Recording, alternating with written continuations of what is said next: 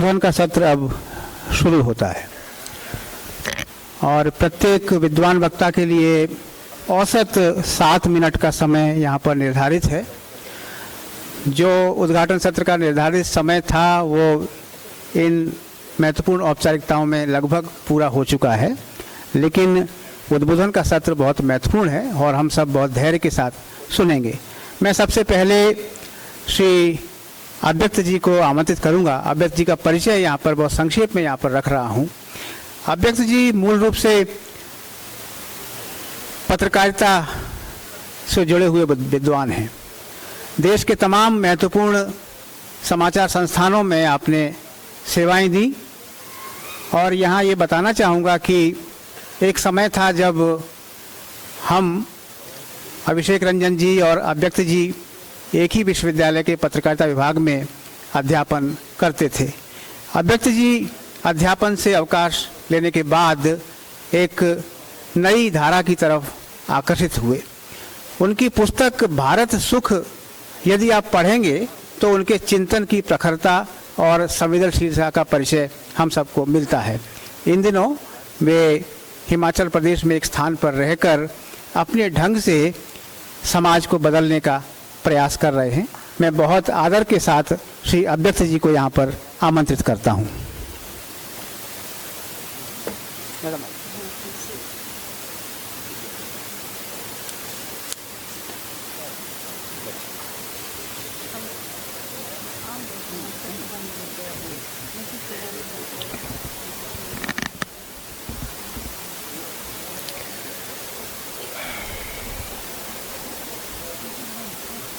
मंच पर आसीन श्री टी गोपाल सिंह जी, अन्य जो गण्यमान्य हमारे समाजवादी परिवार के जो भी सदस्यगण हैं, मैंने एक चीज़ यहाँ अभी नोटिस किया कि जो भी यहाँ बैठे हैं, विष्णु सहस्त्रनाम में भगवान विष्णु के 1000 नाम आए हैं और प्रायः ये सभी नाम जो मंच पे बैठे हैं वो सारे नाम विष्णु सहस्त्रनाम में कहीं न कहीं आते हैं, इंक्लूडिंग विज्ञान। विज्ञान भी प्रभु का एक नाम है। ये भारतवर्ष की महानता है कि उन्होंने प्रभु के जब नाम सोचे तो अद्भुत ऐसे ऐसे नाम सोचे। नेता भी एक प्रभु का नाम है, ये विष्णु सहस्त्र नाम में देखने को मिलता है। नेता, अध्यक्ष। तो मैं तो प्रभु के नाम से ही शुरू करता हूँ। जैसे सावन के अंधे को कहते हैं हरा ही नजर आता है, तो वैसे ही आप सभी के रूप में मुझे प्रभु ही नजर आ रहे हैं। अनेक रूप रूपाय विष्णवे प्रभु विष्णवे। तो सबके भीतर उस प्रभु को देखते हुए एक बात जो मुझे कहनी है, ये अभिषेक जी का रहा कि यहाँ पे हम कुछ ऐसा निवेदन करें। लोहिया जी और रवि राय जी के बारे में जब हम सोचते हैं, रवि राय जी ने अपनी आत्मकथा में भी लिखा है, उन्होंने सात्विक शब्द का इस्तेमाल किया, सात्विक राजनीति। इतने राजनीतिक चिंतकों को पढ़ते हुए भी कहीं ये शब्द सुनने में नहीं आया कि सात्विक राजनीति। राजनीति भी सात्विक हो सकती है और राजनेताओं का आचरण भी सात्विक हो सकता है। ये रवि राय जी की आत्मकथा में देखने को मिला। और डॉक्टर इंदुमती केलकर जिन्होंने डॉक्टर लोहिया की जीवनी लिखी, उसमें उन्होंने एक स्थान पर लिखा है कि अगर डॉक्टर लोहिया किसी को एक फूल या पत्ती भी तोड़ते देखते थे तो कहते थे ये हिंसा है, ये मत करो। इतनी सात्विकता डॉक्टर लोहिया में थी।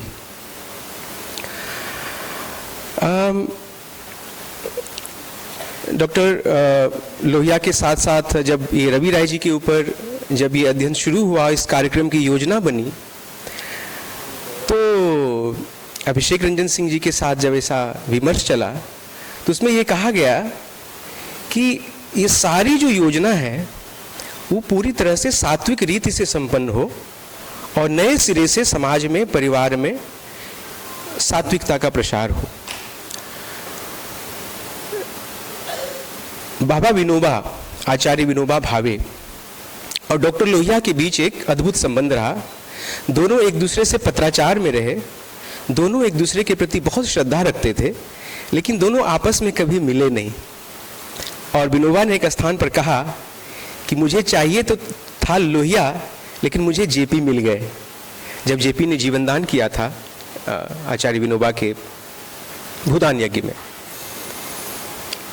क्रांतियां कई तरह की इस दुनिया में हुई हैं, और अगर आध्यात्मिक दृष्टि से देखें तो तामसिक क्रांति भी हुई है, राजसिक क्रांति भी हुई है, और सात्विक क्रांतियां भी हुई हैं। तामसिक क्रांतियां जब केवल सत्ता का खूनी संघर्ष था, मध्य युग में जैसा हम देखते हैं कि राजा बादशाह वो भी लुटेरे की तरह व्यवहार कर रहे हैं, उससे भी समाज में कुछ परिवर्तन हो रहा है, नई व्यवस्थाएं आ रही हैं, खून खराबा हो रहा है। तो विनोबा ने कहा कि क्रांतियां 3 तरह से संभव हैं, एक कत्ल से, एक कानून से और एक करुणा से। कत्ल का युग हमने देखा, इतने धर्म युद्ध हुए, इतने क्रूसेड हुए। भारत में भी जब विदेशी आक्रांताओं का आक्रमण हुआ तो वो क्रांतियां कत्ल के आधार पर हुई। आज भी ऐसी विचारधाराएं हैं जो कत्ल की बात करते हैं, या कई बार सत्ता में आने के बाद जैसे सोवियत यूनियन में हुआ, वहां सरेआम जो है वो खून खराबा चला। तो एक क्रांति तो कत्ल से हो सकती थी, दूसरी कानून से, जो आज हम संविधान का वास्ता देते हैं, संविधान के नाम पर और संविधान के माध्यम से बदलना चाहते हैं चीज़ों को, तो वो कानून के माध्यम से। कानून के साथ समस्या ये होती है, कानून कितना अगर ज़्यादा कठोर बन जाए तो भी प्रशासक उसका इस्तेमाल करते हैं, और ढिलाई बढ़ती जाती है तो तब भी समाज में बहुत उत्पात फैलता है, कानून के प्रति आस्था लोगों की कमती जाती है। और कानून में हर कहीं न कहीं ये लूप होल कुछ छोड़ ही दिया जाता है, जिसका दुरुपयोग समाज के जो कुछ ऐसे तत्व होते हैं वो कर ले जाते हैं। तो कत्ल और कानून को हम सब ने देख लिया। विनोबा ने कहा कि करुणा से अब क्रांति हो सकती है। यही करुणा डॉक्टर लोहिया में देखने को मिली, और यही करुणा रवि राय के जीवन में देखने को मिला। तो संक्षेप में मुझे जो जिम्मेदारी दी गई कि ये जो पूरी योजना बनी है इस 2 दिनों के कार्यक्रम की, इसमें कुछ नए तरह के विषय जो अमूमन जो समाजवादी धारा है उसमें देखने को नहीं मिलता है। कुछ लोग हैं, हमारे जयंत भाई जैसे लोग हैं, जिन्होंने समाजवाद में भी कला, संस्कृति, जीवनचर्या, सात्विकता, इन सब चीज़ों पर चिंतन करते हैं। लेकिन मुख्य रूप से तो अभी हमारी राजनीति जो है वो रजोगुणी राजनीति ही है, और रजोगुण में कुछ दोष होते हैं। उसमें सत्तालोलुपता भी होती है, प्रतिक्रिया होती है, युद्ध होता है, अहंकार का टकराव होता है, दलबंदी तो होती ही है, दिलबंदी भी हो जाती है।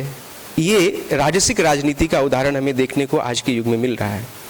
सात्विक राजनीति जिसकी बात रवि राय ने की, उसके आधार पर इस पूरे 2 दिनों का जो है एक ये बना है, योजना बनी है कि उस पर हम लोग मंथन करें। ये राष्ट्रीय विचार मंथन है, राष्ट्र के हर हिस्से से लोग आए हैं। तो एक सत्र ऐसा है जिसमें ये प्रश्न रखा गया है कि राजनीति में सात्विकता की वापसी कैसे हो।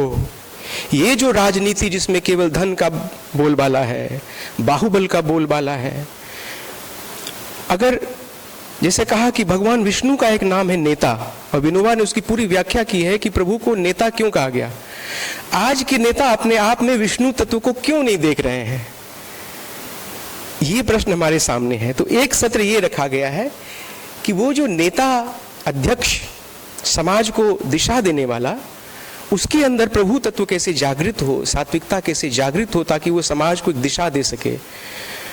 नई पीढ़ियों के प्रति, नई पीढ़ियों के मन में, हृदय में उनके प्रति श्रद्धा पैदा हो, क्योंकि नई पीढ़ियां हमसे बहुत आगे हैं, और वो बहुत सारे कसौटियों पे कस करके ही अपने वरिष्ठों को देख रहे हैं, उसका मूल्यांकन कर रहे हैं। तो हमारे जीवन में वो सात्विकता राजनीति में कैसे हो, तो इसका एक ये है। दूसरा एक सत्र है जिसमें अभी जो अंतर्राष्ट्रीय स्तर पर इतना जियोपॉलिटिक्स, इतनी जो सैन्यवादी राजनीति आजकल सब कोई देखते हैं, बच्चे से लेकर बूढ़े तक, केवल यही डिस्कोर्स।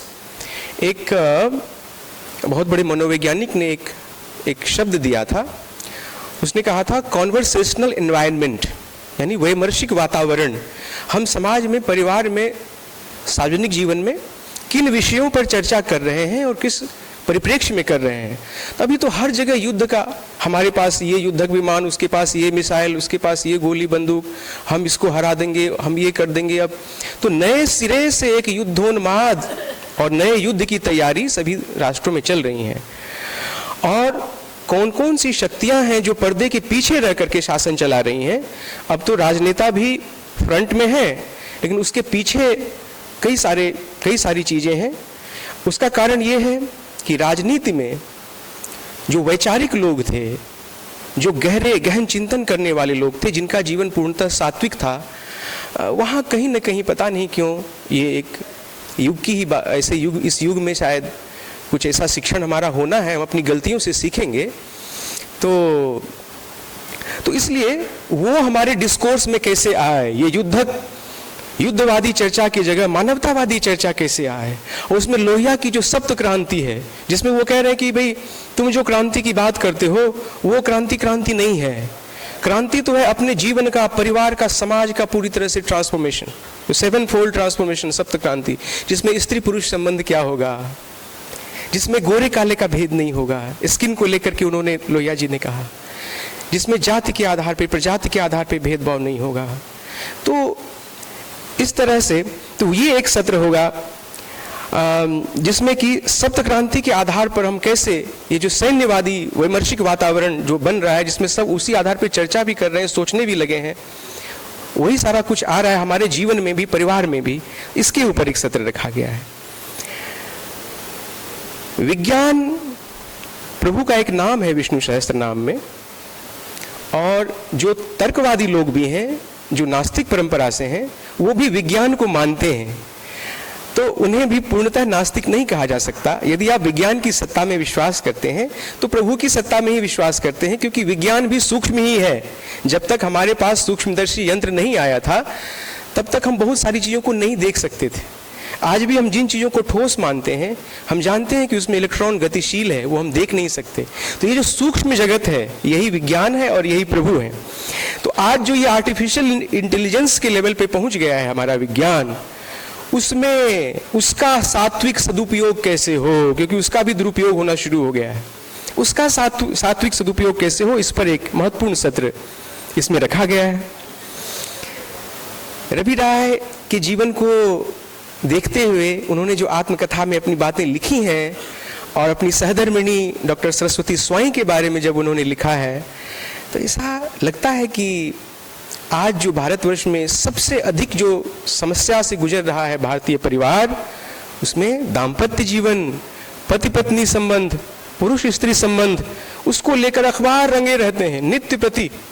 अगर अखबार उठा के देखें या जो खबरें आती रहती हैं, तो परिवार टूट रहे हैं, दाम्पत्य जीवन का कलह, क्लेश, उससे संतानों में क्या क्या हो रहा है।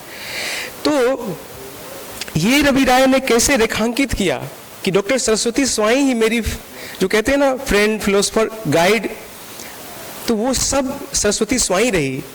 और देवी प्रसन्न पटनायक जी ने लिखा है डॉक्टर उनको रवि राय जी के बारे में कि डॉक्टर सरस्वती स्वाई ने उनको हमेशा अपने आंचल में छिपा के रखा, राजनीति के भीतर भी, ताकि जो राजनीति में जो तमोगुणी आक्रमण होता है, रजोगुणी आक्रमण होता है, उससे वो बचे रहें। तो इस तरह ऐसा निष्कलंक जीवन डॉक्टर रवि राय का रहा, उसमें डॉक्टर सरस्वती का क्या योगदान रहा, इस पर एक सत्र, बहुत ही महत्वपूर्ण सत्र यहाँ रखा गया है। और एक और सत्र रखा गया है जिसमें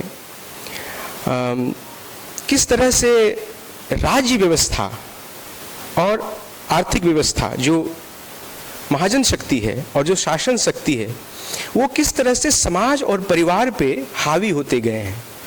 तो समाज, परिवार, व्यक्ति भी अपना स्पेस कैसे फिर से रिक्लेम करे, इसके ऊपर एक सत्र रखा गया। और यही वजह है कि आज जो नदियां हमारी मर रही हैं, जब से नदियों को हमने शासन के हवाले कर दिया, सत्ता के हवाले कर दिया, नदियों को हमने पूंजीपतियों के हवाले कर दिया जो सिर्फ उसका शोषण कर रहे हैं, लूट रहे हैं। रिवर बेड में जो चीज़ें मिल रही हैं वो भी लूट रहे हैं और पानी की भी लूट मची हुई है। और वो दिन दूर नहीं है जब पानी के लिए हाहाकार मचेगा। यहाँ उड़ीसा में महानदी में पानी, जिनका नाम महानदी है लेकिन उसमें पानी का अभाव देखा जा रहा है। ऐसी बहुत सारी नदियां हैं देशों की, वो सूख गई हैं। डॉक्टर लोहिया नदियों की बात करते थे, पानी की बात करते थे। तो एक इसको बचाने के लिए समाज के स्तर पर समाजवादी लोग क्या सोचें, क्या करें, क्योंकि केवल राजनीति के भरोसे चीज़ें नहीं हो सकती, राज्य शक्ति के भरोसे नहीं हो सकती। ये डॉक्टर लोहिया का भी चिंतन रहा, रवि राय का भी चिंतन रहा। इस पर एक महत्वपूर्ण सत्र रखा गया है। तो बस इन्हीं शब्दों के साथ कि हम जीवन में आज बहुत सारी चीज़ें हमें प्राप्त हो रही हैं, हमारे पूर्वजों को, पुरखों को जो चीज़ें बहुत ही दुर्लभ थीं वो आज सहज हो गई हैं। लेकिन वो क्या चीज़ है जो हमें सच्चा सुख नहीं दे पा रही है, उसको अगर हम सोच करके, टिक करके देखें कि हमारा पारिवारिक जीवन कैसा है, हमारा दाम्पत्य कैसा है, संतान के संस्कार कैसे हैं, संतानों के साथ माता पिता का संबंध क्या है, क्योंकि वही जा करके फिर समाज में भूमिका अदा करेंगे। तो उस सात्विक राजनीति की शुरुआत कैसे हो, करुणा पर आधारित क्रांति की शुरुआत कैसे हो, यही डॉक्टर लोहिया का चिंतन रहा और यही डॉक्टर रवि राय का चिंतन रहा। यह जो आयोजन है इसमें हम सब बहुत भाग्यशाली हैं कि यहाँ 2 दिन बैठ करके सात्विक राजनीति पर विमर्श करेंगे और यहाँ से एक संदेश जाएगा कि बहुत हो चुकी, अब ये तामसिकता, जड़ता, अज्ञानता का कोई स्थान आज 21वीं सदी में नहीं है। और जब तक डॉक्टर लोहिया कहते थे कि ये पुराना मन किसी काम का नहीं है, वैज्ञानिक युग में पुराने मन काम नहीं करेंगे। तो इन्हीं शब्दों के साथ कि ये जो एक हम नया समाज रचें और इस नए समाज में परिवार की भूमिका क्या होगी, दाम्पत्य की भूमिका क्या होगी, अपनी स्वयं की जीवनचर्या कैसी होगी, अगर हमारे जीवन में सात्विकता न हो तो फिर उसका प्रकाश समाज में नहीं फैलेगा। इसी आह्वान के साथ कि यहाँ से एक उद्घोष हो कि डॉक्टर लोहिया जैसे, डॉक्टर रवि राय जैसे जिन्होंने हमें सात्विकता का मार्ग दिखाया, वो हमारे निजी जीवन, हमारे पारिवारिक जीवन, हमारा दाम्पत्य जीवन, इन सब में उसका समावेश कैसे हो, उसी में सच्चा सुख है, सच्चा आनंद है। वो नहीं है तो फिर कुछ नहीं है, और वो है तो थोड़े में भी सब कुछ है। इन्हीं शब्दों के साथ आप सब में परमात्मा का दर्शन करते हुए मैं अपनी वाणी को विराम देता हूँ। जी जी, जी।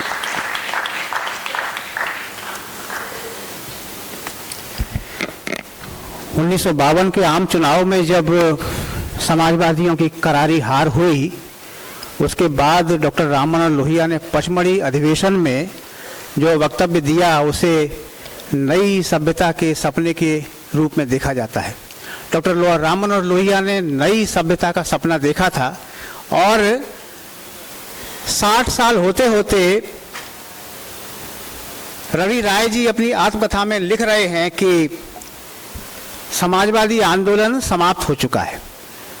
जिस नई सभ्यता का सपना डॉक्टर राम मनोहर लोहिया ने 1952 में देखा और उसे 60 साल पूरे होते होते पूरी तरह से बिखर चुका है, तो वो किस दिशा में है और उसकी क्या स्थिति है, उसके क्या कारण हैं, इस पर तो तमाम सत्रों में विचार करेंगे।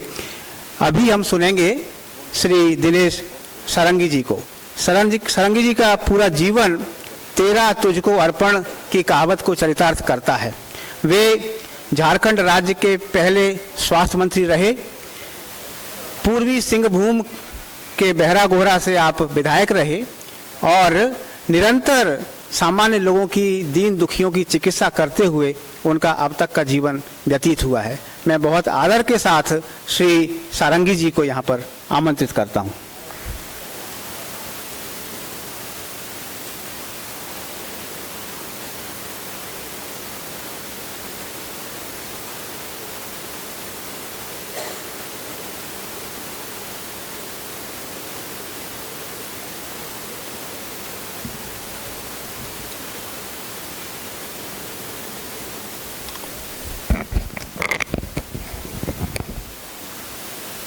सम्मानीय सभापति महोदय,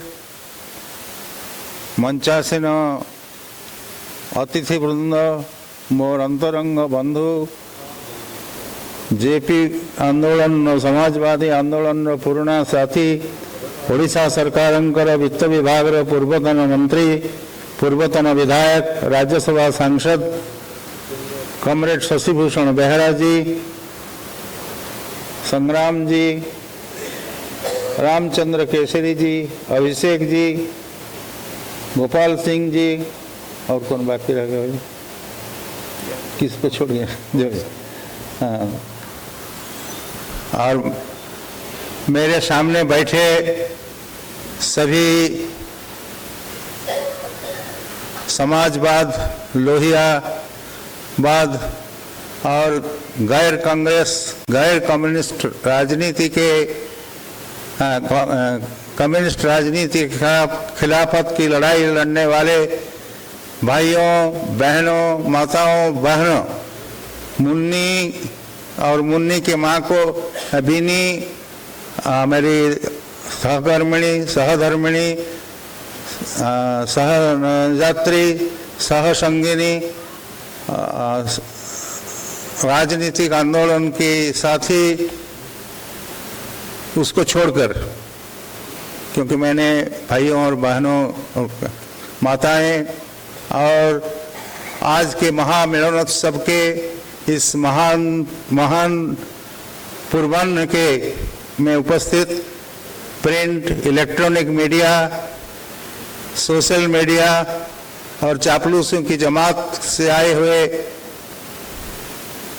समाजवाद विरोधी, गणतंत्र विरोधी शक्तियों के प्रतिनिधियों को मेरा हार्दिक जोहार, नमस्कार, प्रणाम, सत श्री अकाल, वाहेगुरु की कृपा, आदाब अर्ज, जोहार आयो नुई समाजवादी पाहटाकन हेज चिटकन सनाम हड़ को बया मिसरे को मानतान पार्षद गमके को हगामिसी को सबेन को हुल जहर इन आड़ी आड़ी सारा मनाओ क्या जी तहेंग नुई पहाटारे इन हिजुकते मोचा करते दो चार कथा ले आका बिन इन द वेरी मच बहुत ज़्यादा आभार प्रकट करता हूँ भाई अभिषेक रंजन सिंह जी से, जिन्होंने देश और दुनिया के समाजवादी आंदोलन के गिरे हुए एक एक दाना को चुन चुन करके आज ला करके यहाँ के इस मठ में स्थापित करने का काम किया। ज़्यादा कुछ नहीं बोलते हुए, चूँकि अभिषेक जी का आग्रह था और मैं उसे टाल नहीं सकता था, इसलिए सबसे पहले तो मैं अपना थोड़ा बहुत आत्मपरिचय, कुपरिचय, सुपरिचय दूंगा और मेरी धर्मपत्नी और सहकर्मिणी, सहधर्मिणी मैडम बीनी सड़ंगी, चूँकि बराबर कॉलेज में मेरे लिए क्लास में प्रॉक्सी देती थी। हमारा एक ग्रुप था जो क्या कहते हैं, वो लोग हमेशा चिट दे करके अटेंडेंस के बाद भाग जाते थे, उन्हीं का प्रतिनिधित्व करते हुए वो मेरे लिए प्रॉक्सी देती थी। जितना मुझे पुरस्कार मिला, जहाँ मैं नहीं जा पाया वहाँ भी उन्होंने चिट से प्रॉक्सी देने का काम किया। तो आइए विषय वस्तु पर 1948 मैं तो ऐसे उड़िया, बांग्ला, हिंदी, अंग्रेजी, संथाली, संस्कृत, हुंडारी, हो, उर्दू और बांग्ला, असमिया, गुजराती, मराठी, तेलुगु, तमिल, भारत के सारे सूचीबद्ध भाषाओं में कहने का मैं पारंगत हूँ। फिर भी डॉक्टर लोहिया के सिद्धांत के आधार पर, जेपी के सिद्धांत के आधार पर मैं अपनी मातृभाषा उड़िया में ही बोलना पसंद करूँगा।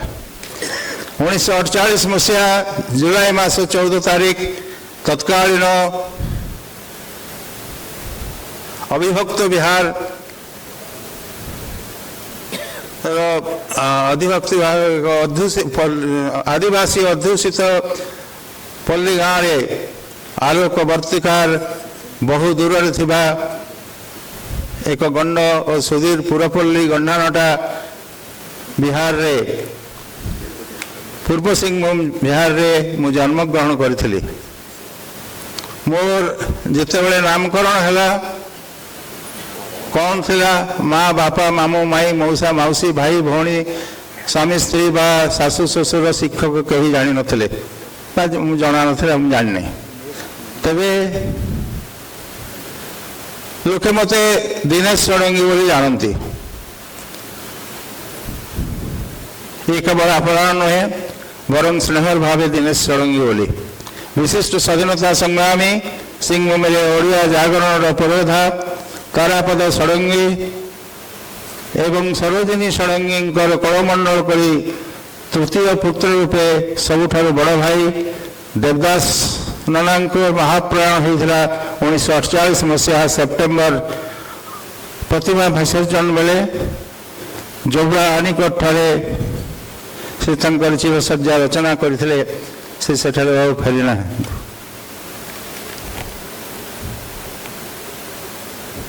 सारा भाई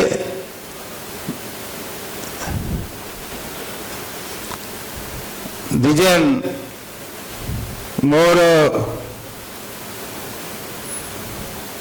वकील एवं आदिवासी मानक युवक मान भितर अत्यंत प्रिय था मोर एबेकार सबुठारु बड़ भाई प्रोफेसर दीपक षडंगी ओडिशार विख्यात रेभेन्सा महाविद्यालय दुई थर सभापति निर्वाचित होते तीन तीन थर ओडिया हिंदी इंग्राजी बंगा डिबेट रे चांसलर्स प्राइज पाई इलोकेशन कंटेस्ट जीति एशियन यूथ सेमिनार रे भारत रे प्रतिनिधित्व करते अध्यापक हिसाब रे एक्सीडेंटली से एक्चुअली जन्म नहीं एक राजनीतिज्ञ परिवार रे एक्सीडेंटली तंकु जीवापाई पड़ला बा से निजे गले शिक्षा विभाग रे लेक्चरर प्रोफेसर प्रिंसिपल और director of Odisha council of secondary education है जड़े अनर्गल वक्ता जड़े असाधारण वर्साटाइल जीनियस जड़े मल्टी डायमेंशनल पर्सनालिटी अधिकारी सीमा आंदोलन बेले कारावरण करथिबा ओडिशार फायर ब्रांड राजनेता दीपक षडंगी तृतीय भाई दिलीप राणा कवि नाटककार अभिनेता निर्देशक संगीत कला प्रेमी जे सब कहते साहित्य संगीत कला विहीन साक्षात पशु पुच्छ पिषाणहीन सी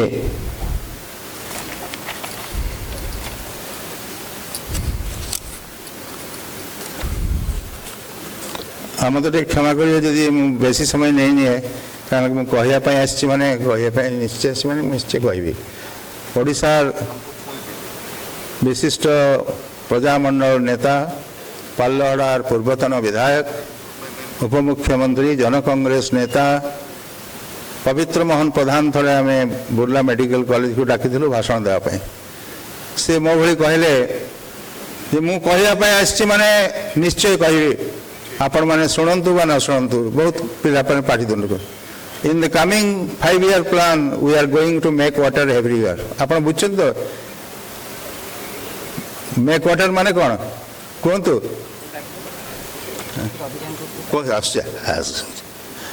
एवं छाड़ी बस बस बस बस ठीक है हाँ जी बाद में ठीक लेकिन पूरा करना होगा ठीक है विश्वभूषण हरिचंद्र हाँ जी जी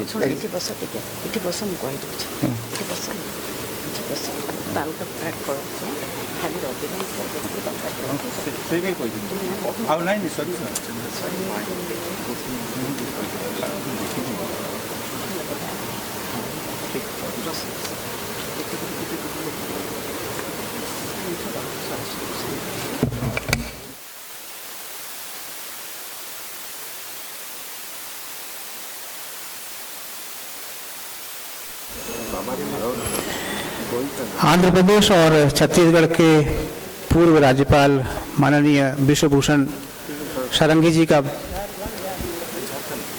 झारखंड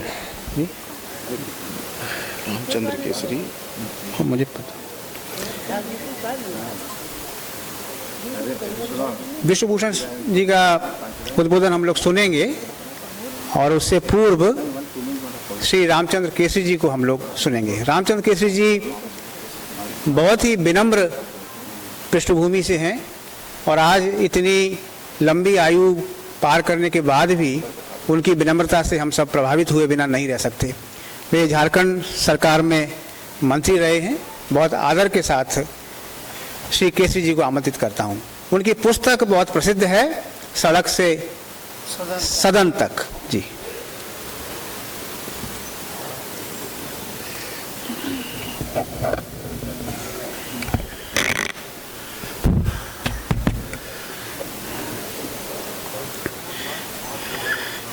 मंच पर बैठे हमारे सम्मानित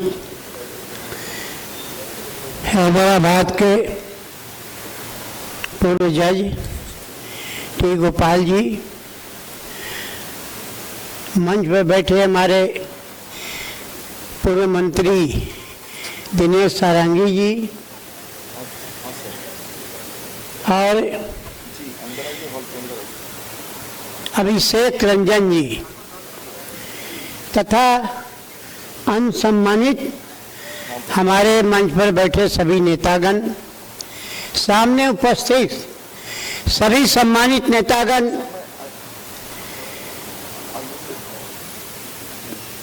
अभी हम रवि राय जी के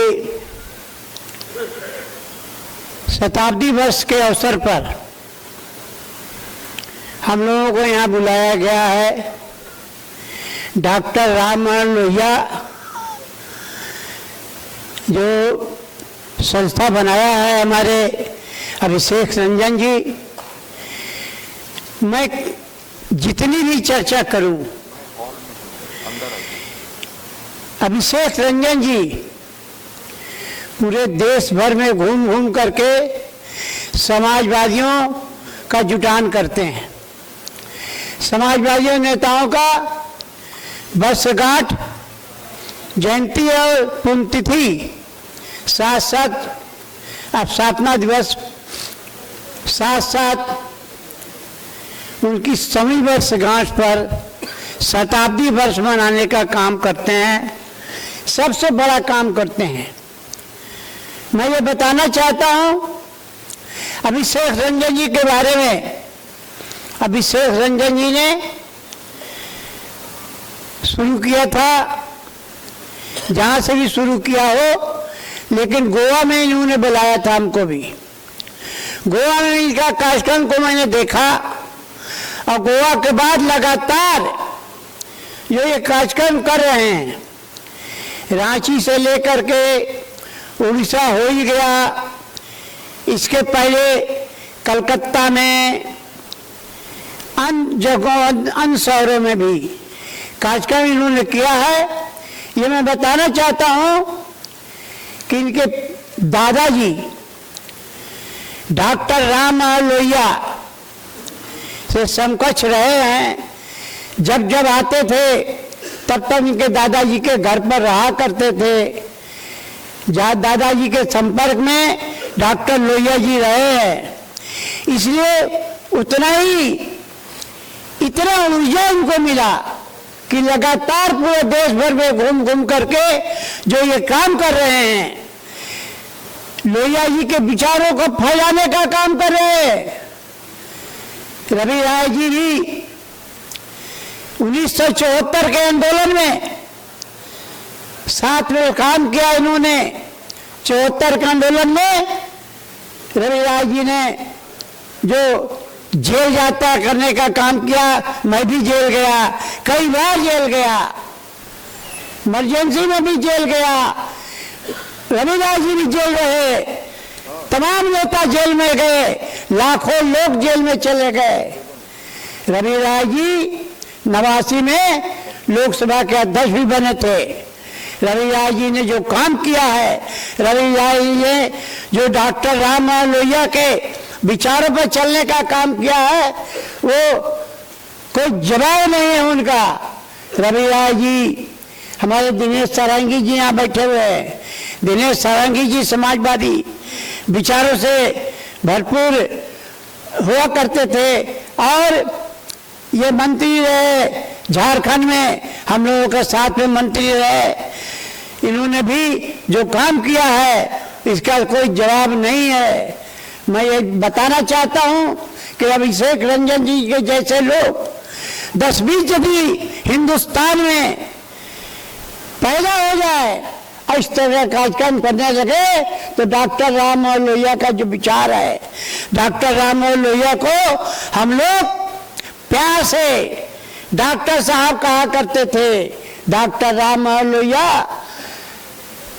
जिस विचारों से जो हिंदुस्तान में, हिंदुस्तान ही नहीं पूरे दुनिया को उन्होंने देख लिया। गैर कांग्रेसवाद के जनक थे। 9 राज्यों में गैर कांग्रेसवाद की सरकार बनी और उस समय से गैर कांग्रेस शुरू हो गया। गैर कांग्रेस की सरकारें पूरे हिंदुस्तान में चलने लगी। आज भी गैर कांग्रेसवाद की सरकार चल रही है पूरे देश में और कई राज्यों में। इसलिए मैं डॉक्टर राम मनोहर लोहिया जी के विचारों पर चलने का काम करता हूं। अभिषेक रंजन जैसे लोग हिंदुस्तान में 10-20 लोग पैदा हों जिससे उनके विचारों को प्रचार प्रसार करने का में आगे बढ़े काम मैं ये चाहता हूँ। यही कह करके मैं अपनी बात को समाप्त करता हूँ, क्योंकि उन्होंने कहा था बहुत कम शब्दों में कुछ बातों को रखने का काम करिएगा। मैं कम शब्दों में अपनी बातों को रखने का काम किया हूँ। जय हिंद। बहुत बहुत धन्यवाद। मैं जयंत सर से इजाज़त के बाद ये बोल रहा हूँ। श्री विश्व भूषण हरिचंदन पूर्व राज्यपाल छत्तीसगढ़ और आंध्र प्रदेश के अस्वस्थ हैं, उन्हें आना था, लेकिन वो जूम के जरिए अपनी बात यहाँ पे रखेंगे। तो क्या कनेक्ट हो रहा है? ठीक ठीक। उसके बाद हम आगे के वक्ताओं का ये करेंगे। अगर आप लोग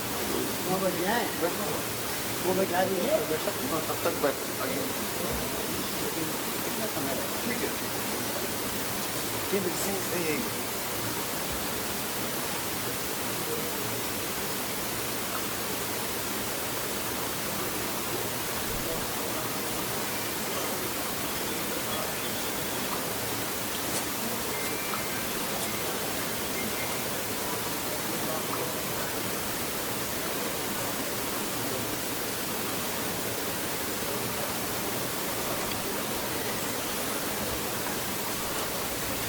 श्री विश्वभूषण हरिचंदन एक वरिष्ठ नेता रहे हैं और 2 प्रदेशों के राज्यपाल रहे हैं और रवि राय जी के साथ इनके काफी आत्मीय लगाव रहे हैं। लोहिया जी के साथ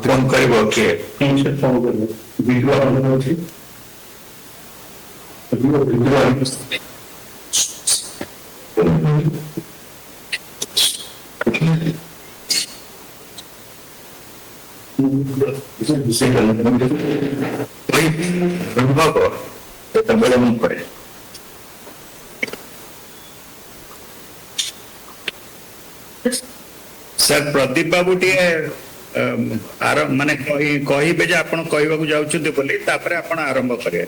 आग प्रदीप बाबू कहबे टिक आपण को ये करी कहे मु कहबे आगे प्रदीप बाबू आरंभ ही।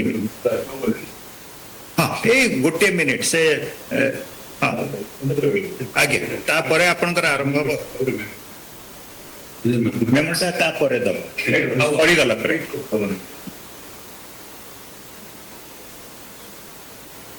आपण देखुछन तो सेटा से करिबो फोन करिबो रौनक करिबो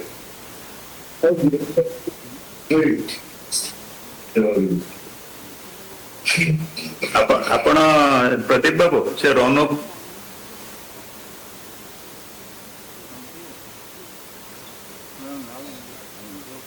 तो कहतु से आपन जल्दी चाहिए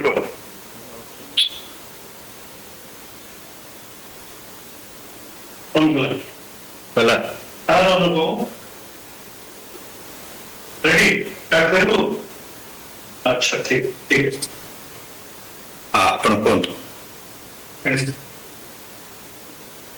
ଆଜି ଆମ ଗହଣରେ ଅଛନ୍ତି ଆମର ପୂର୍ବତନ ରାଜ୍ୟପାଳ ତଥା ବିଶିଷ୍ଟ ଜନନେତା ଶ୍ରୀଯୁକ୍ତ ବିଶ୍ୱଭୂଷଣ ହରିଚନ୍ଦନ ମହୋଦୟ, ବରିଷ୍ଠ ବିଜେପିର ବରିଷ୍ଠ ନେତା ବିଶ୍ୱଭୂଷଣ ହରିଚନ୍ଦନ ମହୋଦୟ ଆମ ପାଖରେ ଅଛନ୍ତି। ବର୍ତ୍ତମାନ ଯୋଉ ଆଜି ଯୋଉ ଆୟୋଜନ କରାଯାଇଛି ଡକ୍ଟର ରାମମନୋହର ଲୋହିଆ फाउंडेशन एवं रवि राय एकेडमी तरफ जो आयोजन कराଯାଇଛି रवि रायଙ୍କର जन्म शतवार्षिक ସେଥିରେ मुख्य उद्घाटक भाବରେ ଆମ ମାନଙ୍କ ପାଖରେ ଉପସ୍ଥିତ ଅଛନ୍ତି। ସେ ବର୍ତ୍ତମାନ ତାଙ୍କର ଅଭିଭାଷଣ ରଖିବେ। ଶିଳ୍ପା ହରିଚନ୍ଦନ।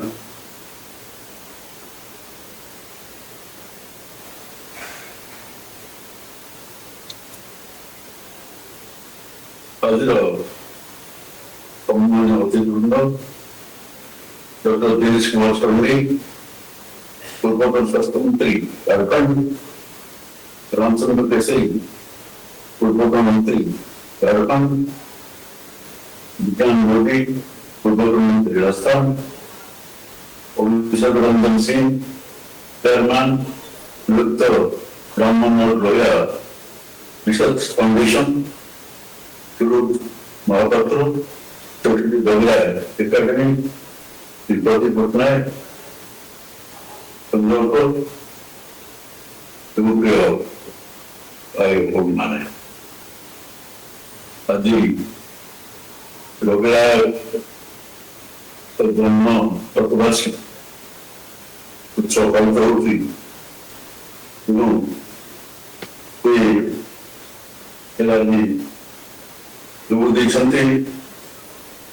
अनेक बुद्धिजीवी उत्साही जनक देशप्रेम व्यक्ति एवं जन्मित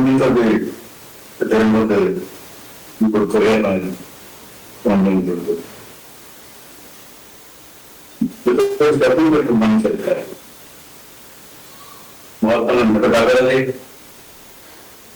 लोक लोक राजा बुढ़े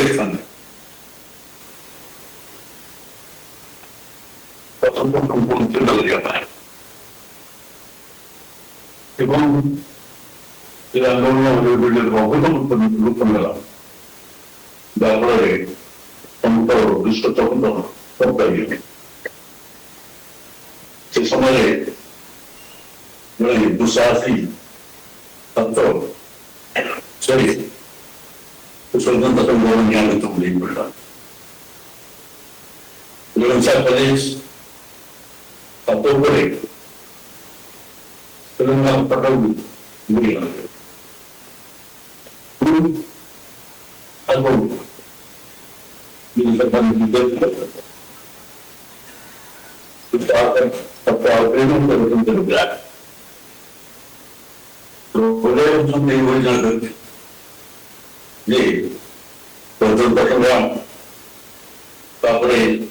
व्यवस्था because someone should approve it. Recently, the last people parameter, you don't know about something able to say, quite wrong, you took on something. Into the work that I'm going to that will be say, local story, who's also part of the activity on the group. So we discover something to good news about the revolution, we need one to the bank to move the rest of the country. Say, and got driven by this is the one of the we should go to the percent, but to be tolerable to the Say, and go, you want to go. अगर समझ लो, से जो अगस्त देखी लोग looking solution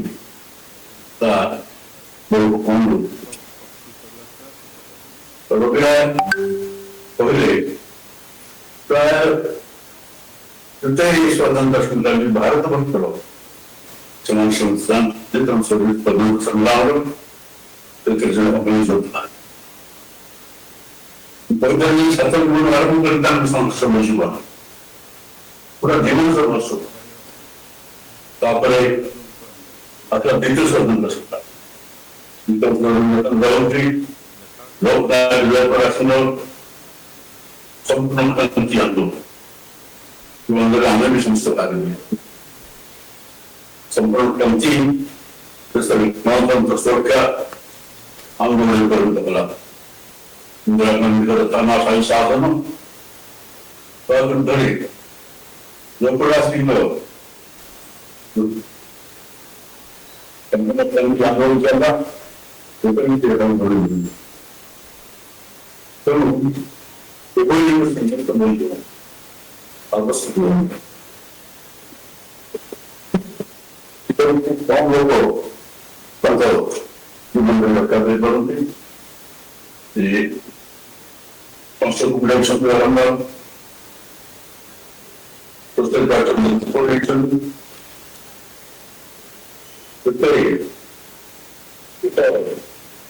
मुख्यमंत्री साहब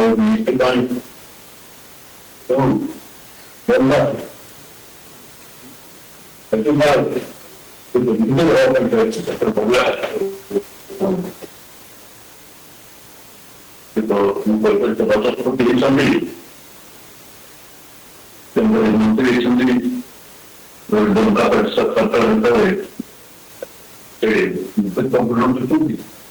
ସବୁ କ୍ଷେତ୍ରରେ ଆଗରେ ଜଣେ ଜନନେତା ଯାଉଛନ୍ତି ଜନନେତା ଦରିଦ୍ରତା ତାଙ୍କର ଯୋଉ ଭୂମିକା ଶୀଘ୍ର କଳ୍ପନା କରିହେବନି ଆଜି ପଢ଼ାପଢ଼ି ଚାହେଁ ଯେ ତାଙ୍କର ଯୋଉ ସମର୍ପିତ ଜୀବନ ହେଉଛି ଏକ ଆଉ ସମର୍ପଣ ଉଦ୍ୟମ देश जाति लड़े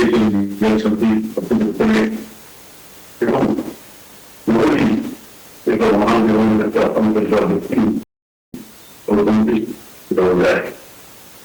राजनीति लोक सेवा और त्याग रोजगार देश स्वतंत्र संग्राम लड़ी करते हैं गणतंत्र समाजशाही शासन चलना इंदिरा गांधी सत्ता स्थापना शांति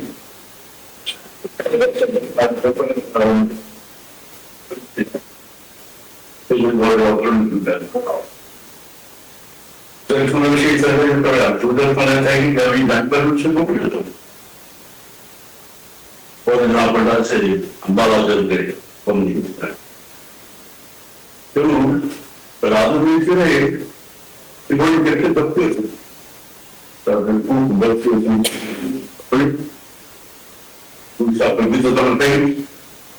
कहीं राजनीति क्षेत्र में राजनीति भितर साधारण भाव राजनीति आदर्शवादी नेता आपण राजसभा निर्देशक एवं मानवीय अधिकार उनका स्वाधीनता एवं समस्त प्रकार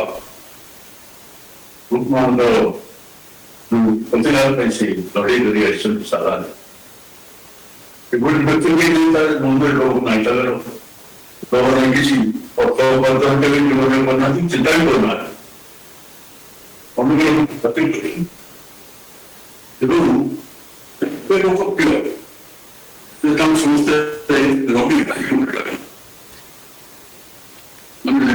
मोर भाई बाबर भाई समस्त भाई उल्टा कारण संपर्क दादा सो भाई उल्टा कहीं ସେ ଏତେ ଲୋକପ୍ରିୟ ଯେ ସେଠି ଆଉ କୌଣସି ସମ୍ପର୍କର ସେଠି ସ୍ଥାନ ନଥାଏ। ମୋର ଯଦି ମନେ ପଡୁଛି ସେତେବେଳେ ବିଜୁ ବାବୁ ସେ ବିଜୁ ବାବୁ ବୋଲି କହୁ ସାଧାରଣତଃ ତମେ ଏସବୁ ଚାଲେ ଯେମିତି କଥାବାର୍ତ୍ତା ଚାଲିବା କିନ୍ତୁ ବିଜୁ ବାବୁ ବୋଲି କହୁ ଅମୃତାଙ୍କ ସଂସ୍ଥାନ ଯେ ବିଶ୍ୱ ପଣ୍ଡିତ ଯେ ବିଶିଷ୍ଟ ନେତା ତେଣୁ ପଣ୍ଡିତ ବୋଲି ଡାକନ୍ତି ଆମକୁ ସତ ନାଁ ଧରିକି ଡାକନ୍ତି ଏବଂ ସମସ୍ତଙ୍କର ରହିପାଇ ଆଉ ଯୋଉଠି କୌଣସି ଜିନିଷ ନାହିଁ ଯେତେବେଳେ ରହି ଆଉ କହିବେ ସେ କାମ କରିବା ପାଇଁ ସଂଘର୍ଷରେ ଯୋଗ ଦେବା ପାଇଁ ଆହ୍ୱାନ ଦେବା ପାଇଁ ଜନତା ପାଇଁ ସେ ଯୋଗରେ ପଛମୁଖ ଦେଇଛନ୍ତି। ଏବେ ଜଣେ ରୋଗା ବୀର ହେଉଛନ୍ତି ରୋଗା ସେଇଥିପାଇଁ ତାଙ୍କୁ ବହୁତ ଚାଲିଲାଣି ସଭା ଶ୍ରଦ୍ଧାଞ୍ଜଳି ଏଇଟା ରୋଗା ବୀର ଜୀବନରେ କେବେ ସାଲିସ କରନ୍ତି ମୁଣ୍ଡ ମାନି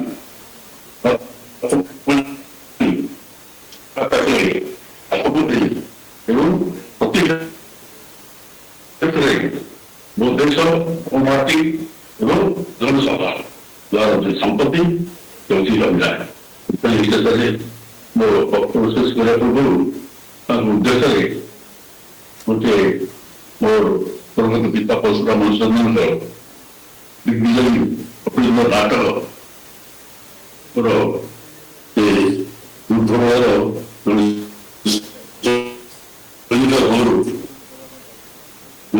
ସଙ୍ଗୀତ ହେଲା ତାକୁ ମୁଁ କହିବି ମୋ ବକ୍ତବ୍ୟ ଶେଷ କରିବି। ଆମ ପାଇଁ କାଲି ଦେଶ ବିଦେଶ ତା ପାଇଁ ଜନ୍ମ ତା ପାଇଁ ଶେଷ ଶୁଣିତେ ଶୁଣିତେ ଉଭୟ ଭାରତ ଜାଗି ଚାରି ହଜାର ବନ୍ଦା ଆଦରେ ସୈନିକ ବୀରତା ତେଣୁ ଆମ ପାଇଁ ଦେଶ ବିଦେଶ ଦେଶ ମାଟି ମାତୃଭୂମି ଜନତା ତାର ଗର୍ବ ଗୌରବ ଅତୀବ ସଂସ୍କୃତି ଏ ସବୁ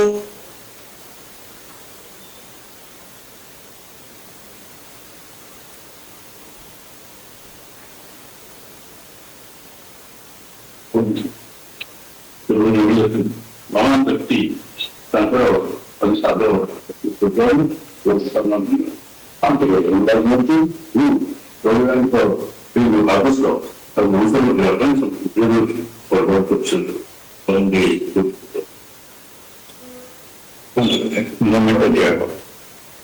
କୁହନ୍ତୁ ମୋମେଣ୍ଟଟା ଦରକାର।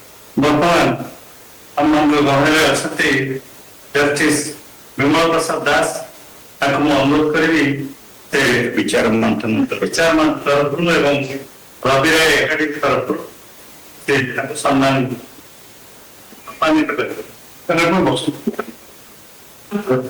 ଆମମାନଙ୍କ ଗହଣରେ ଶିଶିର ଭାଇ ଅଛନ୍ତି, ଶିଶିର ଦାସ ଜ୍ଞାନ ସଭା ପ୍ରଫେସର ଜ୍ଞାନ ସଭା ରେଭେନ୍ସା କଲେଜର ଅଧ୍ୟାପକ, ତେଣୁ ତାଙ୍କୁ ମଧ୍ୟ ମଞ୍ଚକୁ ଅନୁରୋଧ କରିବି ମଞ୍ଚକୁ।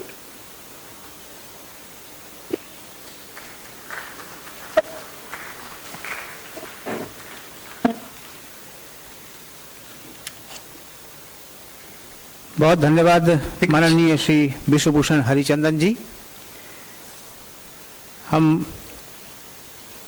अगले वक्ता के रूप में बहुत आदर से आमंत्रित कर रहे हैं राजस्थान सरकार के विज्ञान मोदी जी को।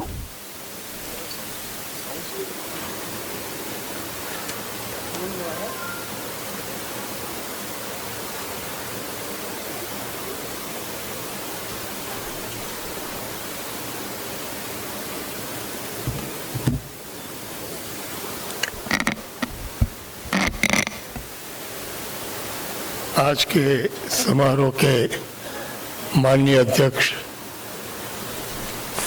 श्री गोपाल सिंह जी, श्री अव्यक्त जी, श्री दिनेश कुमार जी, श्री रामचंद्र केसरी जी, श्री अभिषेक रंजन जी, श्री राजकुमार जी, मंच पर उपस्थित माननीय अतिथिगण और सभागार में उपस्थित मेरे समाजवादी साथी, देवियों और सज्जनों, आज भुवनेश्वर के इस सभागार में समाजवादी आंदोलन के पुरोधा, क्रांतिकारी जननेता श्री रवि रॉय के जन्म शताब्दी समारोह के अवसर पर यहाँ अपनी उपस्थिति के लिए मैं आयोजकों के प्रति कृतज्ञ हूँ। श्री रवि रॉय का संपूर्ण जीवन छात्र आंदोलन से लेकर अपने अंतिम समय तक देश और देश के आखिरी छोर पर खड़े वंचित नागरिक की आवाज और अधिकारों की रक्षा के लिए समर्पित रहा है।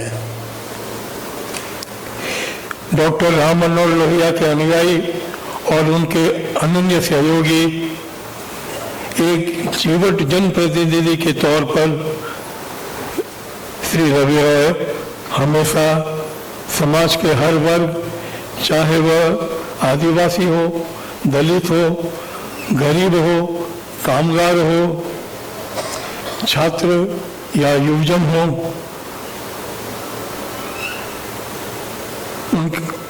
हमेशा समाज के हर वर्ग के प्रति वे सड़क से लेकर संसद में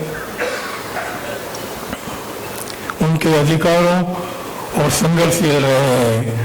उन्होंने लोहिया, जयप्रकाश और राजनारायण के सानिध्य में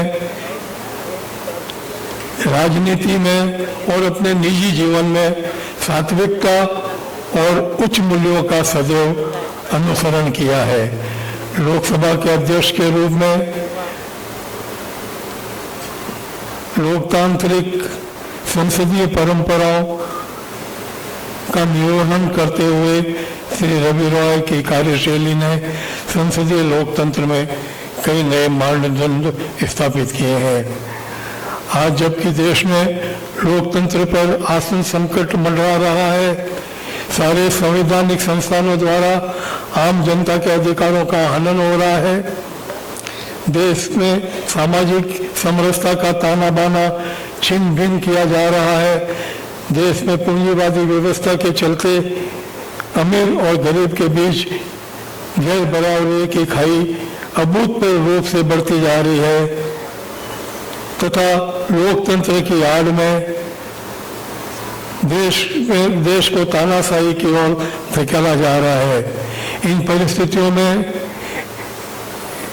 एक समाजवादी संघर्षशील नेता के रूप में, एक सांसद के रूप में, एक केंद्रीय मंत्री के रूप में, लोकसभा के अध्यक्ष के रूप में श्री रवि रॉय की सर्वजन हिताय भूमिका का हम सभी के लिए, खासकर समाज के आज के युवजनों के लिए मार्गदर्शक है।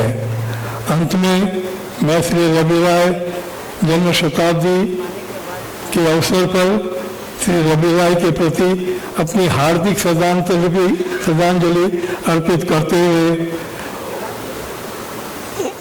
उनका शाश्वत नमन करते हुए इस गरिमापूर्ण आयोजन के लिए doctor Ram Manohar Lohia research foundation तथा लोहिया तथा रवि रॉय अकेडमी के सभी आयोजक साथियों के प्रति, इस आयोजन में लगे सभी कार्यकर्ताओं के प्रति, खासकर उड़ीसा के समाजवादी साथियों के प्रति साधुवाद प्रकट करता हूं और मुझे यहाँ आमंत्रित करने के लिए आभार व्यक्त करता हूँ। धन्यवाद। जय हिंद। धन्यवाद आदरणीय श्री विज्ञान मोदी जी। मैं बहुत आदर के साथ श्री बेहरा जी को आमंत्रित करता हूँ। समय की अपनी मर्यादा है और उसको हम लोग ध्यान में रखेंगे तो अच्छा रहेगा।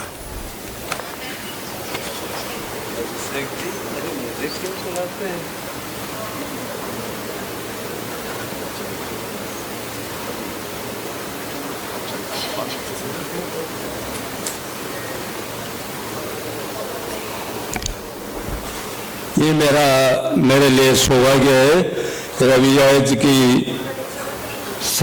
जन्म शतवार्षिक पालन के अवसर पर यहाँ इकट्ठा हुआ राष्ट्रीय विचार मंथन के लिए बराबर अभिषेक सिंह के आमंत्रण पर, उनका उद्यम पर, उनका प्रचेष्टा पर यहाँ कोने कोने भारत के कोने कोने में आए हुए बौद्धिक जगत समाजवादी चिंतक रुक्मणी सभी के प्रणाम, मंचों पर बैठे हुए सबके मेरा प्रणाम है।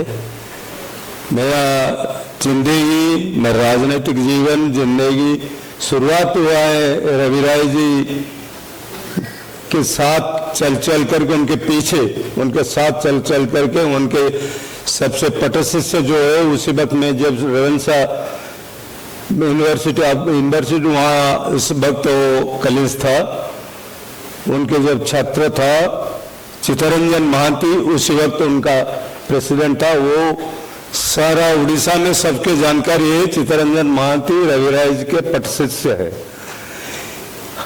शायद वो अभी तक कुछ नहीं हुए हैं इस हिसाब से, जो कहते हैं एमएलए एमपी मंत्री हम हो चुके हैं, मगर इससे नहीं। चित्तरंजन जी समाजवादी चिंतन की अभी तक रवि राय जी के जो दर्शन, उनका आदर्श, उसके फैलाने के लिए काम कर रहे हैं।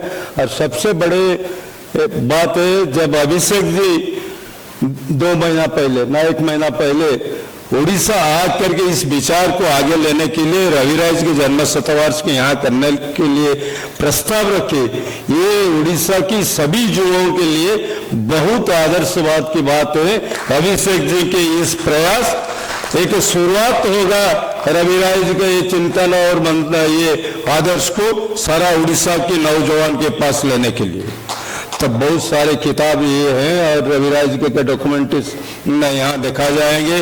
और मैडम बिनी सेडिंग की जो पुस्तक है बहुत अनमोल, उसका जो ट्रांसलेशन है कि रवि राय जी के ये एक ही बात हम कहेंगे, वो सोच था कोई आदमी का, कोई नौजवान का अपना चिंतन अपना मातृभाषा से अच्छे, उससे अच्छा कोई किसी भाषा में नहीं होगा। तो उड़िया में उसके पहले स्पीच पार्लियामेंट में उड़िया में थे। ये उड़ीसा की हर नौजवान के लिए एक वार्ता और संदेश है। उड़ीसा में भी जब पार्लियामेंट में सदस्य थे उस वक्त हमें एक मौका मिला, अजरबैजान में गए थे। वो रशिया से 20 साल पहले वो इंडिपेंडेंट हुए थे। हम एक स्कूल को गए, स्कूल में देखे, प्राथमिक स्कूल में वो रशियन लैंग्वेज को बैन करके अपना लैंग्वेज, आजारी लैंग्वेज से पढ़ाई शुरू करते।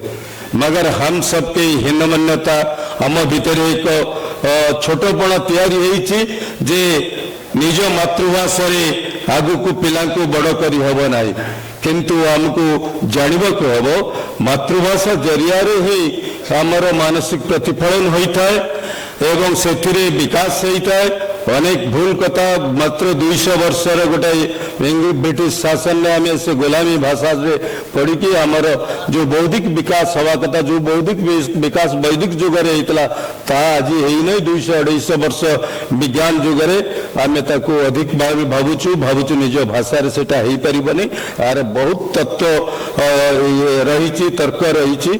तेणु मत भी सुजोग मिलता पार्लियामेंट मो बजेट भली एक डिफिकल्ट सब्जेक्ट को मध्य निज मातृभाषा ओडिया भाषा कह। प्रणब मुखर्जी उस वक्त प्रणब मुखर्जी अर्थमंत्री वित्त मंत्री थे। वो मैं बोले आप तो दादा समझ जाएंगे उड़ीसा और बंगाल के बीच में कोई फर्क नहीं। तो वो काफी सदस्यों बंगाल की और ये आकर के मुझे सेंट्रल हॉल में बधाई जना बेरा जी आपके सारे बात हम समझ गए। तो पुणी थे रवि राय शतवार्षिक अवसर में आपण मैंने एकाठी होती 2 दिन ये एकाठी रे मो ओडावासी तरफ आपण को बहुत बहुत शुभेच्छा अभिनंदन जनाऊँगी। पुणी थे आपण को समस्त नमस्कार। बहुत धन्यवाद आदरणीय श्री बेहरा जी। श्री रघु ठाकुर जी ने अपना लिखित वक्तव्य भेजा है, जिसका पाठ आपके सामने कर रहा हूँ।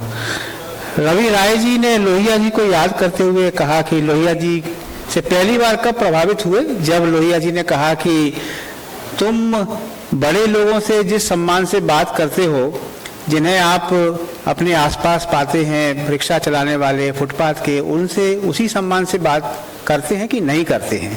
तो वो अपनी जीवनी में, आत्मकथा में रवि राय जी ने लिखा है कि उनके जीवन का एक निर्णायक क्षण था और जीवन भर रवि राय जी ने हमेशा सबसे बहुत ही सम्मान के साथ बात की, निर्विशेष, बिना किसी ये भेद के।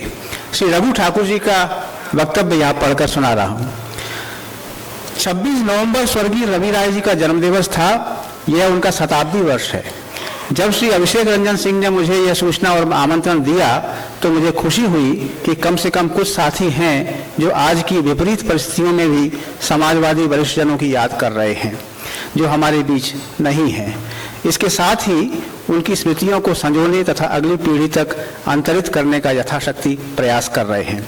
मैंने इस आयोजन में आने की स्वीकृति दी थी और भुवनेश्वर में एक दिन पहले ही पहुंच गया था, परंतु रास्ते में अचानक मेरा स्वास्थ्य बहुत बिगड़ गया। शायद दिल्ली से चलकर आने का प्रभाव था। दिल्ली के प्रदूषण ने मुझे भारी बीमार कर दिया। स्थिति यह हो गई कि फिलहाल सांस लेना और बोलना भी दुष्कर है। मुझे तत्काल इलाज शुरू कराना पड़ा और अंत में वापस जाने को मजबूर हुआ और आप सबके बीच नहीं आ पा रहा हूँ।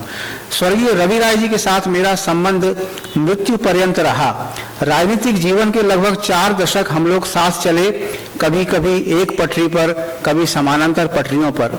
रवि राय जी स्वतंत्रता सेनानी थे।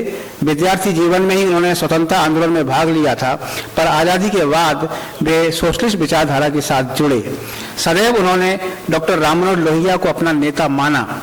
वे मानते थे कि लोहिया ही एकमात्र नायक हैं जो इस ऐसी दुनिया का वैकल्पिक सपना प्रस्तुत करते हैं जिसमें समता, स्वतंत्रता, सहभागिता, शुचिता हो। डॉक्टर लोहिया के विचारों के इन 4 खंभों पर रवि राय जी का वैचारिक आधार खड़ा था। उन्होंने किसी भी बड़े पद पर जाकर लोहिया जी को नहीं भुलाया, चाहे वो सांसद रहे हों, अल्पकाल के लिए मंत्री या लोकसभा के अध्यक्ष। लोहिया जी की मृत्यु के बाद लगभग 45-50 साल उन्होंने लोहिया जी के प्रति अनुराग और निष्ठा को संजोकर रखा। आत्मगौरव के साथ उस भावना को सार्वजनिक रूप से व्यक्त भी किया। रवि राय जी एक समाजवादी मात्र नहीं थे, बल्कि समता को जीने वाले भी थे। उनसे मिलने वाला कभी यह नहीं महसूस कर सकता था कि वह अपने से बड़े किसी व्यक्ति से मिल रहा है। हर व्यक्ति के साथ समता का व्यवहार, सरलता से बातचीत, उसे सम्मान देना उनके स्वभाव में था। उनके समकालीन कुछ लोग भले ही उनकी लोकप्रियता और जमीनी आधार के कारण ईर्ष्यावश भीतर से बंद उनके खिलाफ रहे हों, परंतु वे रवि राय जी में कोई दोष नहीं बता सकते। लोहिया जी की मृत्यु के बाद समाजवादी आंदोलन शीर्ष के व्यक्तिवाद और विभाजित नेतृत्व की वजह से बिखर गया। डॉक्टर लोहिया ने नेताओं, कार्यकर्ताओं की लंबी श्रृंखला और कई नेताओं को तैयार किया था, परंतु विचारों के आसमान पर जो सितारे लोहिया जी ने लगाए थे वे स्वयं दीप्तिमान नहीं हो सके। कई बार महसूस होता है कि खुला संगठन बहाव तो लाया, परंतु बाद में सब कुछ बहा ले गया। हालांकि बंद संगठनों में एक प्रकार की आंतरिक और गुटीय तानाशाही हो जाती है। साम्यवादी संगठन बंद संगठन रहे हैं, परंतु वे भी अंततः नेतृत्व की गुटबाजी और तानाशाही के शिकार होकर अवसान की दिशा में बढ़ चुके। समाजवादी आंदोलन व्यक्ति केंद्रित, बिखराव, नेतृत्व की महत्वाकांक्षा और मनों की विशालता के अभाव में इतना बिखर गया है कि उसकी जीवंतता ही समाप्त हो गई है। अब जो थोड़ी बहुत शक्तियां सत्ता के इर्द गिर्द नजर आती हैं वे समाजवादी नहीं हैं, बल्कि घोर अवसरवादी हैं। परिवारवादी और जातिवादी सिकुड़न की संस्थाएं बनकर रह गई हैं। उनका नेतृत्व समाजवादी सपनों का नेतृत्व नहीं है, बल्कि कबीलाई मानसिकता का नेतृत्व है। मैंने 2-3 बार ऐसे प्रयास किए थे कि लोहिया की बाद की पीढ़ी के दूसरी पंक्ति के नेता मिलकर चलें। अपने रिश्तों के आधार पर उनसे संवाद भी किया, परंतु सफल नहीं हो सका।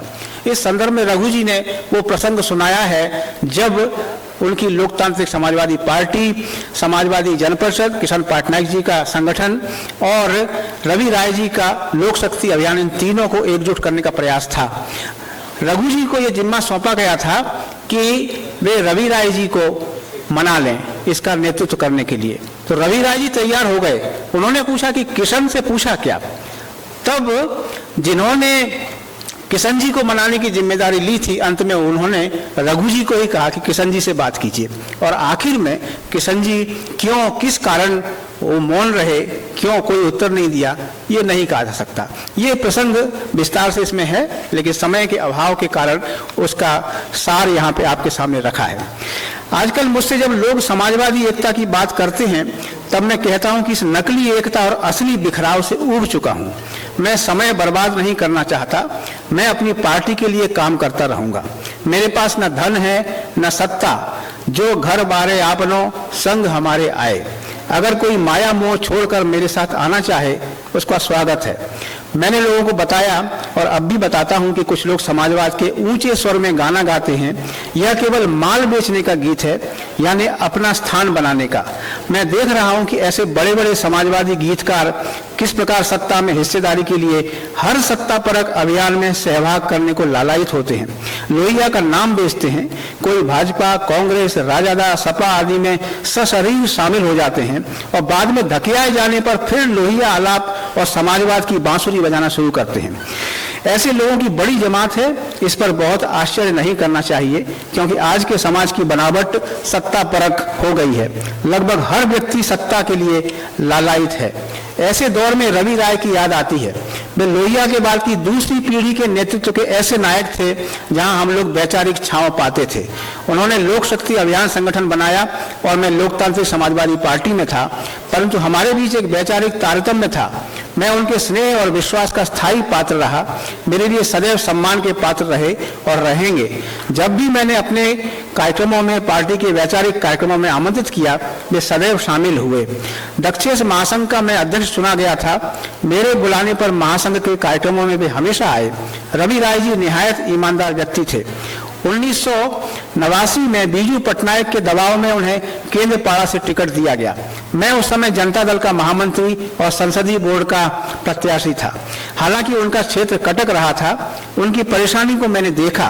उन्होंने मुझसे कहा कि केंद्रपाड़ा का मतदाता लगातार बीजू बाबू के चुनाव लड़ने की वजह से खर्चीले स्वभाव का अभ्यस्त हो चुका है, बहुत पैसा खर्च होगा। वे धीरे से बोले, शायद मुझे हराने के लिए मेरा क्षेत्र बदला गया है। भाभी जी डॉक्टर सरस्वती स्वाई साथ में थी। मैंने स्वर्गीय देवीलाल जी से बात की, बीजू बाबू से बात कराई। बीजू बाबू ने अपने स्वभाव के अनुरूप कहा कि वह जीत जाएगा, मैं देखूंगा। तब स्वर्गीय देवीलाल जी ने अपनी तरफ से भरपूर आर्थिक सहयोग किया। रवि राय जी जीत कर आने के बाद हिंदुस्तानी संसद में स्पीकर बने। स्पीकर तो देश के अनेक लोग बने हैं, परंतु रवि राय जी ऐसे स्पीकर थे जो संविधान की आत्मा के अनुरूप दलीय भेदभाव से ऊपर थे। जिस सत्ता पक्ष के वे थे, उन्होंने उसका ध्यान तो रखा, परंतु प्रतिपक्ष को भी सदैव सम्मानजनक स्थान और समय दिया। मुझे याद है कि मंडल कमीशन की बहस के समय स्वर्गीय राजीव गांधी नेता प्रतिपक्ष थे और वे बहुत देर तक बोले थे। सत्ता पक्ष की ओर से बार बार समय पूरा होने की बात की जा रही थी, परंतु रवि राय जी ने समय से ज्यादा पूरी बात कहने का अवसर दिया। जनता दल का शीर्ष नेतृत्व इससे नाखुश था, क्योंकि उस दिन दो सभ्यताओं का टकराव था। एक दलीय तानाशाही की कांग्रेसी सभ्यता और दूसरी डॉक्टर लोहिया की परिपाटी की समाजवादी लोकतांत्रिक परंपराओं का। जनता दल के कुछ बड़े नेताओं ने रात को मुझे शिकायत की कि रवि राय जी ने बड़ी गलती की, उन्हें राजीव गांधी को बिठा देना चाहिए था। वे निर्धारित समय से आधा घंटा ज्यादा बोले। मैंने अगले दिन सुबह रवि राय जी से पूछा। उन्होंने कहा, मुझे वे दिन याद हैं जब लोहिया जी को 5-5, 2-2 मिनट बोलने के लिए हम लोगों को तत्कालीन स्पीकर से भीख जैसी मांगनी पड़ती थी। मैंने उन अलोकतांत्रिक घटनाओं का लोहियावादी लोकतांत्रिक भावना से उत्तर दिया है। प्रतिपक्ष को बोलने का पूरा अवसर दिया है, ताकि भविष्य में कोई भी सत्ता पक्ष में आए वह जान सके कि प्रतिपक्ष को कैसे सम्मान देना चाहिए। यह उनका लोकतांत्रिक चरित्र था। हालांकि इसका राजनीतिक खामियाजा उन्हें उठाना पड़ा जब उपराष्ट्रपति का चुनाव हुआ, वह एक अलग कहानी है। बहुत सी घटनाएं हैं, स्मृतियां हैं, जिन्हें फिर कभी मिलकर या लिखकर साझा करूंगा। स्वर्गीय भाभी डॉक्टर सरस्वती स्वाई सदैव उनके सहयोगी के रूप में रही। हर सुख दुख में उनका साथ देती रही। मैं तो एक अर्थ में उनके परिवार का सदस्य था। हम दोनों जब दिल्ली में होते थे, राजनीतिक कार्यक्रम के अलावा उनके घर पर कम से कम एक बार मेरा जाना होता था, भोजन भी होता था। कितने ही जिलों और कस्बों में हमने साथ साथ यात्राएं की, उनकी स्मृति आज भी सुरक्षित है। रवि राय जी का कोई भी भाषण, कोई भी चर्चा लोहिया जी से शुरू होती थी, लोहिया जी पर पूरी होती थी। आज़ादी के बाद के राजनीतिक जीवन में उनका प्रथम और आखिरी मंत्र लोहिया जी ही थे। रवि राय जी की स्मृति और उनके आदर्श जीवन को प्रणाम। रघु ठाकुर। और आदर के साथ अध्यक्षीय उद्बोधन के लिए आदरणीय जस्टिस ठाकुर गोपाल सिंह जी को आमंत्रित करता हूं।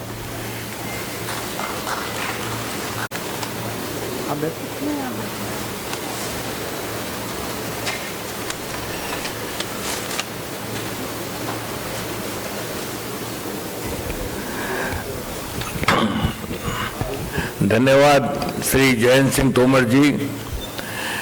आज राम मनोहर लोहिया रिसर्च फाउंडेशन की ओर से आयोजित इस 6वें सेमिनार के अवसर पर उपस्थित मेरे साथी, मंच पर विराजमान रामचंद्र केसरी जी, हमारे विज्ञान मोदी जी और सारंगी जी, अभिक जी और हमारे जयंत सिंह तोमर जी, इन सब और मेरे साथियों, भाइयों और बहनों, मैं सबसे पहले तो इस सभा के आयोजक श्री राम मनोहर लोहिया रिसर्च फाउंडेशन के अभिषेक रंजन सिंह और उनके साथियों को साधुवाद देना चाहता हूं कि उन्होंने अपने अथक प्रयास से लगातार 6 वर्षों से विभिन्न राज्यों में, विभिन्न शहरों में इस विचार मंथनों का आयोजन करते आ रहे हैं। इससे हमको एक अवसर मिलता है कि सभी समाजवादी साथी एक जगह जमा हो और अपने विचारों का आदान प्रदान कर सके।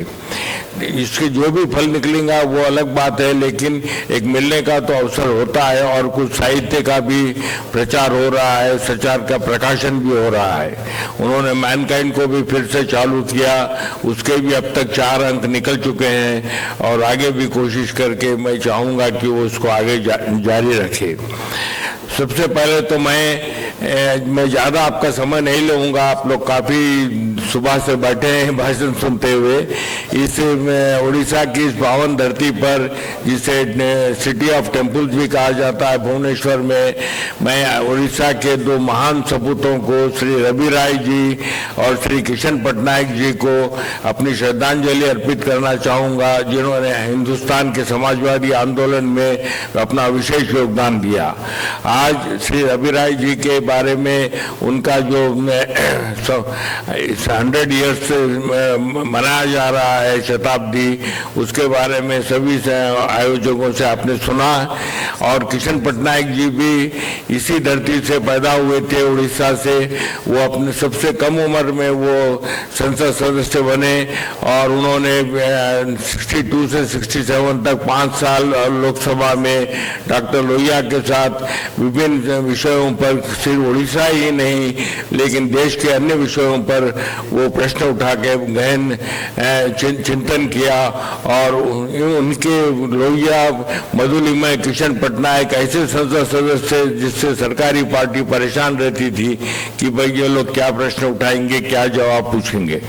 तो श्री किशन पटनायक जी का योगदान काफी रहा समाजवादी आंदोलन में। डॉक्टर लोहिया ने उन्हें हैदराबाद बुलाया, मैनकाइंड मैगजीन जो निकालते थे उसके एडिटोरियल बोर्ड की देख के मैनकाइंड मैगजीन को संभालने के लिए कहा। और लेकिन उन्होंने कभी भी किशन पटनायक जी ने अपने नीतियों से समझौता नहीं किया।